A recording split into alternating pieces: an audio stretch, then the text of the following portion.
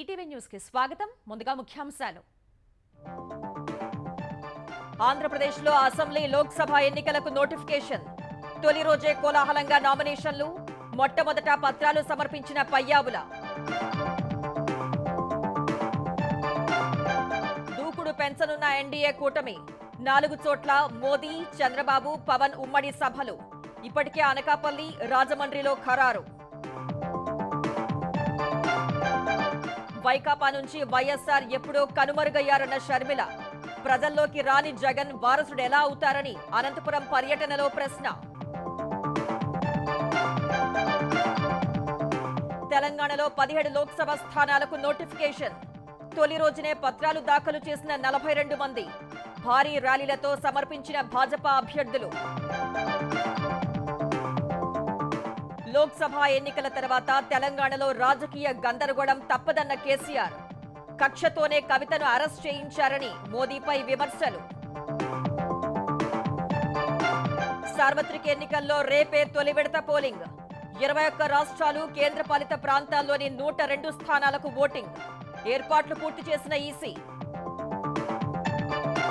VVPAT స్లిప్పులు 100% లెక్కించాలన్న పిటిషన్లపై తీర్పు reserve చేసిన సుప్రీం. ఎన్నికల ప్రక్రియలో పవిత్రత అవసరమని వ్యాఖ్యలు. తెలుగు రాష్ట్రాల్లో ఠారెత్తిస్తున్న ఎండలు. ఏపీలో 46 డిగ్రీలకు చేరువలో గరిష్ట ఉష్ణోగ్రత. తెలంగాణలో 45 డిగ్రీలు ఎగువన నమోదు.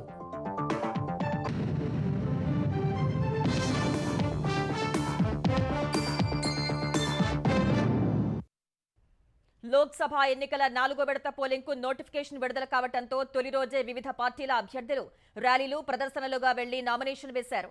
ఆంధ్రప్రదేశ్లో 175 అసెంబ్లీ, 25 లోక్సభ స్థానాలకు ఎన్నికలు జరగనుండగా తొలి రోజు అసెంబ్లీ నియోజకవర్గాల్లో 191, లోక్సభ స్థానాలకు 41 నామినేషన్లు దాఖలయ్యాయి. అనేక చోట్ల స్వతంత్రులు నామపత్రాలు సమర్పించారు.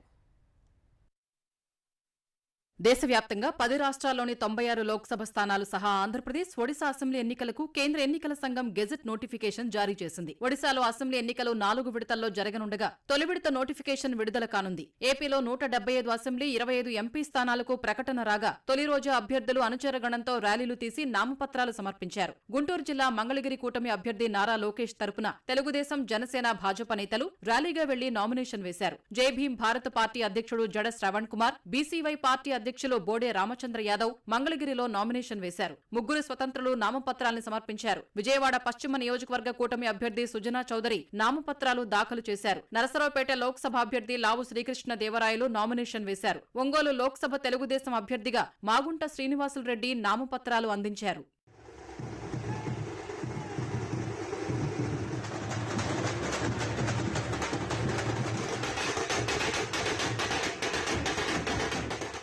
కృష్ణా జిల్లా గన్నవరం తెలుగుదేశం అభ్యర్థి యార్లగడ్డ వెంకట్రావు, పామరు అభ్యర్థి వర్ల కుమార్ రాజా నామినేషన్ పత్రాలు సమర్పించారు. నెల్లూరు జిల్లా కోవూరు వైకాపా అభ్యర్థిగా ప్రసన్న కుమార్ రెడ్డి, తెలుగుదేశం అభ్యర్థిగా వేమిరెడ్డి ప్రశాంత్ రెడ్డి నామినేషన్ పత్రాలు సమర్పించారు. ఇరు వర్గాలు ఒకేసారి రావడంతో కాసేపు ఉద్రిక్తత ఏర్పడింది. ఏలూరు అసెంబ్లీ వైకాపా అభ్యర్థిగా ఆళ్ల నాని నామినేషన్ దాఖలు చేశారు. విశాఖ జిల్లా భీమిలి తెలుగుదేశం అభ్యర్థిగా గంటా శ్రీనివాసరావు నామపత్రాలు సమర్పించారు. విజయనగరం జిల్లా నెల్లిమర్ల వైకాపా అభ్యర్థిగా బడ్డుకొండ అప్పలనాయుడు నామినేషన్ వేశారు.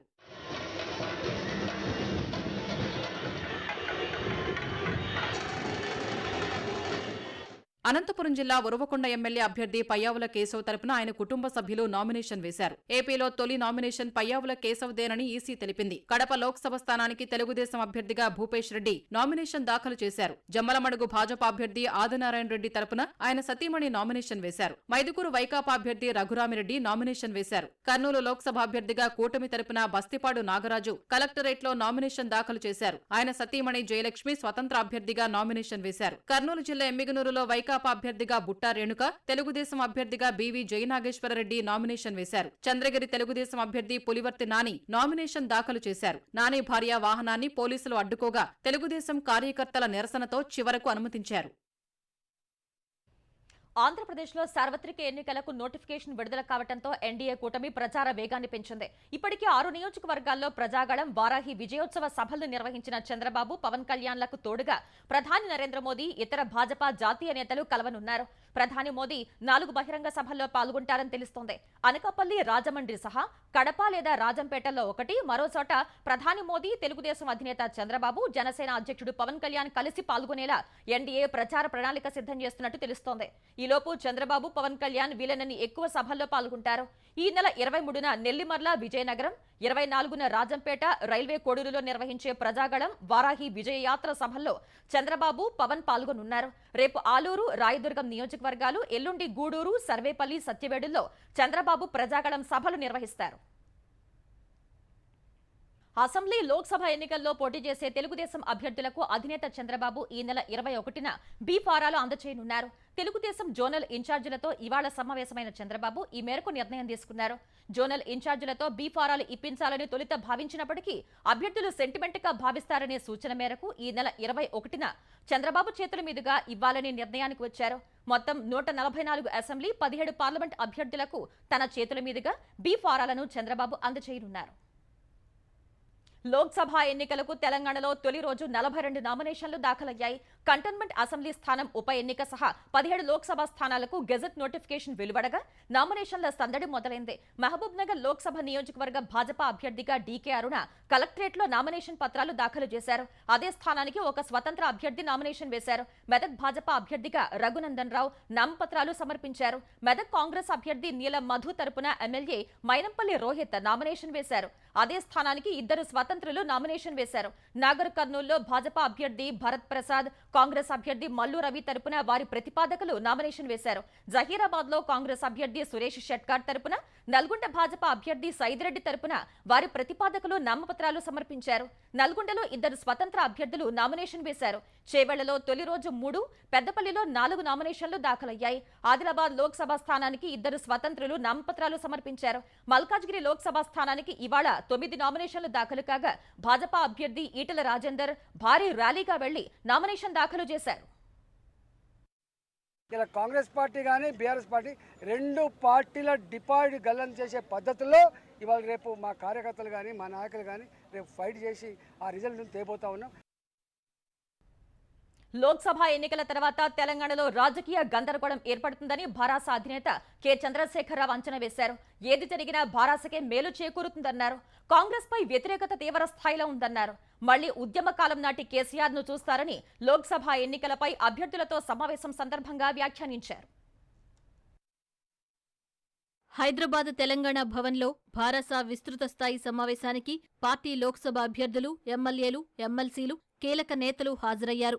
లోక్సభ ఎన్నికల వ్యూహం, ప్రచారం, ప్రజల్లోకి తీసుకెళ్లాల్సిన అంశాలపై ఈ సందర్భంగా పార్టీ నేతలకు భారస అధినేత కేసీఆర్ దిశానిర్దేశం చేశారు. కాంగ్రెస్ పై తీవ్ర వ్యతిరేకత ఉందన్న ఆయన రానున్న రోజులు భారాసవేనని వ్యాఖ్యానించారు. ఉద్యమకాలం నాటి కేసీఆర్ ను మళ్లీ చూస్తారని చెప్పారు. కొందరు నేతలు వెళ్లిపోయినంత మాత్రాన నష్టమేమీ లేదన్నారు. కాంగ్రెస్లోకి వెళ్లిన వారంతా ఇప్పుడు బాధపడుతున్నారని చెప్పారు. కొందరు కాంగ్రెస్ ఎమ్మెల్యేలు తనతో టచ్లోకి వచ్చారని, ఆ పార్టీలో అంతా భాజపా పెత్తనమే నడుస్తోందని చెప్పినట్లు కేసీఆర్ వివరించారు.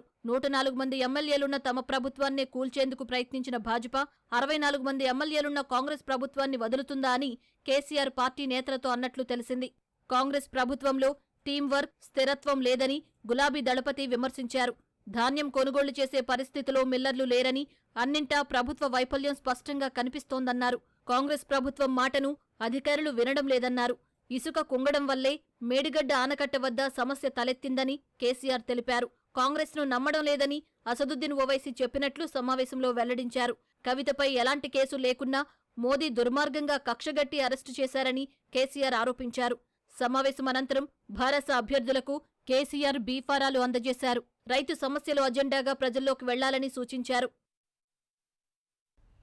తెలంగాణలోని కాంగ్రెస్ ప్రభుత్వానికి రాష్ట్ర రైతుల ప్రయోజనం కంటే రాజకీయమే ముఖ్యమని మరోసారి తేలిందని భారాస కార్యనిర్వాహక అధ్యక్షుడు కేటీఆర్ ఆరోపించారు. మేడిగడ్డ పరిణామాలపై సామాజిక మాధ్యమం ఎక్స్లో స్పందించిన కేటీఆర్ మేడిగడ్డ వద్ద కాఫర్ డ్యాం కట్టి మరమ్మతులు చేసి నీళ్లు ఎత్తిపోసి రైతుల్ని ఆదుకోవాలన్నారు. మాజీ సీఎం కేసీఆర్ అదే డిమాండ్ చేస్తున్నారన్న కేటీఆర్ మరమ్మతులు చేయాలని ఇంజనీర్లు నివేదిక ఇచ్చిన తర్వాత కట్టేందుకు ఎల్ఎన్టీ ముందుకొచ్చిందని గుర్తు చేశారు. కాంగ్రెస్ ప్రభుత్వం మాత్రం కేసీఆర్ ను బద్నాం చేయాలన్న ఒకే ఒక్క అజెండాతో కాఫర్ డ్యాం కట్టకుండా రైతుల్ని ముంచాలని చూస్తోందని విమర్శించారు. కేంద్రం 10 ఏళ్లలో తెలంగాణకు 10 లక్షల కోట్ల రూపాయలు కేటాయించిందని భాజపా తెలంగాణ అధ్యక్షుడు కిషన్ రెడ్డి అన్నారు. సికింద్రాబాద్ లోయర్ ట్యాంక్ బండ్లోని పింగళి వెంకట్రామరెడ్డి హాల్లో భాజపా 10 ఏళ్ల ప్రగతి నివేదికను ఆయన విడుదల చేశారు. కేంద్ర మంత్రిగా తాను చేసిన అభివృద్ధిని Kishan Reddy power point presentation ఇచ్చారు. భాజపా లేకపోతే తాను లేనన్న ఆయన తనపై ఇప్పటి వరకు ఒక్క అవినీతి మచ్చలేదన్నారు. కానీ తనపై కొందరు చెప్పలేని భాషలో విమర్శలు చేశారని ఆవేదన వ్యక్తం చేశారు. అలాంటి వారికి ప్రజలు గతంలోనే బుద్ధి చెప్పారని కిషన్ రెడ్డి అన్నారు. నియోజకవర్గంలో తాను పనిచేశారని అనుకుంటేనే ఓటు వేయమని ప్రజలకు ఆయన పిలుపునిచ్చారు. రుణాలు ఇచ్చినప్పుడు చాలా పెద్ద ఎత్తున సబ్సిడీ ఉంటుంది. ఆ సబ్సిడీల రూపంలో 7,000 కోట్ల రూపాయలు తెలంగాణ ప్రజలకు అందించడం జరిగింది. కనీస మద్దతు ధర, ఇతరత్ర అగ్రికల్చర్ సెక్టర్ దాని మీద 1.9 lakh crores, ఆ రకంగా టోటల్గా మనము తెలంగాణకు 10 lakh crores ఇవ్వడం జరిగింది. అందులో కొంత డివైడ్ చేసి చూసినట్లయితే జాతీయ రహదారుల మీదనే 67 years మోడీ గారు కాకముందు తెలంగాణ జాతీయ రహదారులకు సంబంధించి 2,500 కిలోమీటర్లు ఉండేది. ఈ యొక్క 9 yearsలోనే నరేంద్ర మోడీ గారి ప్రభుత్వము కొత్తగా 2,500 కిలోమీటర్ల జాతీయ రహదారుల రోడ్డు వేయడం జరిగింది. మహారాష్ట్రలో అత్యంత ప్రతిష్టాత్మకంగా భావిస్తున్న బారామతి లోక్సభ స్థానం నుంచి వదిన మరదళ్లు నామినేషన్లు దాఖలు చేశారు. బారామతి నుంచి 3 సార్లు ఎంపీగా గెలిచిన సుప్రియా సూలే ఎన్సీపీ శరద్ పవార్ పార్టీ నుంచి, అజిత్ పవార్ సతీమణి సునేత్ర పవార్ ఎన్సీపీ నుంచి నామపత్రాలను దాఖలు చేశారు. మహారాష్ట్ర ఉప ముఖ్యమంత్రి సునేంద్ర పవార్ భర్త అజిత్ పవార్ కూడా ఒక సెట్ నామినేషన్ పత్రాలు దాఖలు చేశారు. నామపత్రాల పరిశీలనలో సునేత్ర పవార్ నామినేషన్ తిరస్కరణకు గురైతే అజిత్ పవార్ పోటీలో ఉంటారని ఎన్సీపీ వర్గాలు చెబుతున్నాయి. కాంగ్రెస్ నేతలు బాలాసాహెబ్ థోరట్, విశ్వజిత్ కదమ్లతో కలిసి సుప్రియా సులే నామినేషన్ దాఖలు చేశారు. CM Eknath Shinde, deputy CM Devendra Fadnavis, NCP నేత ప్రఫుల్ పటేల్ వెంటరాగా సునేత్ర పవార్ నామినేషన్ వేశారు. పులి సింహాన్ని అని చెప్పుకునే ముఖ్యమంత్రి జగన్ భాజపాను చూసి పిల్లిలా తయారయ్యారని ఏపీపీసీసీ అధ్యక్షురాలు వైఎస్ షర్మిల విమర్శించారు. శ్రీ సత్యసాయి జిల్లా మడకసిర నియోజకవర్గంలో ఎన్నికల ప్రచారం చేసిన ఆమె హంద్రీనీవా ప్రాజెక్టు పూర్తి చేస్తానన్న హామీని జగన్ విస్మరించారని ఆరోపించారు. ప్రతిపక్ష నేతగా మడకసిరకు వచ్చి ఇచ్చిన హామీ జగన్ తుంగలో తొక్కారని మండిపడ్డారు. ఇప్పుడు ఎన్నికల్లో ఓటుతో బుద్ధి చెప్పే సమయం వచ్చిందన్న షర్మిల ప్రజల కోసం అహర్నిశలు శ్రమించే నేతల్ని ఎన్నుకోవాలని కోరారు. అనంతరం సింగనమల నియోజకవర్గం నార్పలలో నిర్వహించిన సభలో మాట్లాడిన షర్మిల వైకాపా నుంచి వైఎస్ఆర్ ఎప్పుడో కనుమరుగయ్యారని అన్నారు. సీఎం జగన్ ప్రజల్లోకి రావటానికే భయపడితే వైఎస్ఆర్ కు వారసుడు ఎలా అవుతారని ప్రశ్నించారు. ఎవరిని ఆదుకుంది వైసీపీ ప్రభుత్వం? అసలు వైఎస్ఆర్ సిపిలో వైఎస్ఆర్ ఎక్కడున్నాడన్నా? ఉన్నాడా? వై అంటే వైవి సుబ్బారెడ్డి, ఎస్ అంటే సాయిరెడ్డి, ఆర్ అంటే సజ్జల రామకృష్ణ. వీళ్ళ ముగ్గురే మిగిలారా పార్టీలో. రాజశేఖర రెడ్డి గారు ఎప్పుడో కనుమరుగైపోయారు. ఇప్పుడు సాక్షి టీవీలో రాజశేఖర రెడ్డి గారు లేరు, సాక్షి పేపర్లో రాజశేఖర రెడ్డి గారు లేరు, వైసీపీ పార్టీలో రాజశేఖర రెడ్డి గారు అంతకంటే లేరు. అందుకే చెప్తున్నా, మాట నిలబెట్టుకోలేని వాడు రాజశేఖర రెడ్డి గారి ఆశయాలను నిలబెట్టలేడు. మాజీ మంత్రి వైఎస్ వివేకాను హత్య చేసి 5 ఏళ్లు అవుతున్నా తమకు న్యాయం జరగట్లేదని ఆయన కుమార్తె సునీతారెడ్డి పునరుద్ఘాటించారు. కడప కాంగ్రెస్ ఎంపీ అభ్యర్థి షర్మిల తరపున ఆమె ఎన్నికల ప్రచారం నిర్వహించారు. కాంగ్రెస్ పార్టీ సీనియర్ నేత తులసిరెడ్డితో కలిసి వ్యాపారులు, వర్తకుల్ని ఓట్లు అభ్యర్థించారు. 40 ఏళ్లుగా వివేక పులివెందులకు సేవ చేశారని సునీత గుర్తు చేశారు. ఇప్పుడు ఆయన్ను చంపిన వాళ్లే ఎన్నికల్లో నిలబడ్డారన్న ఆమె హంతకుల్ని ఓడించాలంటే షర్మిలకు ఓటు వేయాలని కోరారు. ఈరోజు పులివెందుల ప్రజలు నిర్ణయించుకోవాల్సింది, మనము వివేకం సార్కు న్యాయం జరిపించాలి. మనము వివేకం సార్కు న్యాయం చేయాలి అంటే వచ్చే మే 13వ తారీఖున ఎలక్షన్లలో మన షర్మిలమ్మను గెలిపించుకోవాలి. ప్రజలందరినీ కోరేదే మనకిది న్యాయ పోరాటం. ప్రజా తీర్పు కోసం చూస్తున్నాను. ఈ ప్రజా తీర్పులో ఖచ్చితంగా ప్రజలందరికీ న్యాయం ఏది అని తెలుసు.